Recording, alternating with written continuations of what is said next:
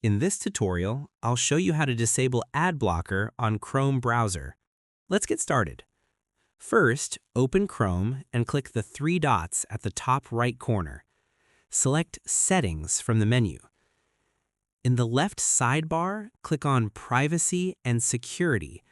Scroll down and select Site Settings. Now, scroll down until you find pop-ups and redirects. Click on it and change the setting to Sites can send pop-ups and use redirects. Go back one step and select Additional Content Settings.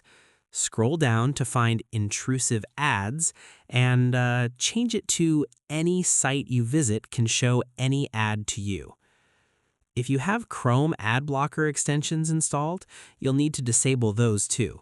Click the three dots again, go to Extensions, then Manage Extensions. Here, you'll see your installed ad blockers. To permanently remove an extension, click Remove. To temporarily disable it, just toggle the switch off. And that's how you turn off ad blocker in Chrome. This method works for all Chrome extensions blocking ads, including AdBlock, uBlock, and others.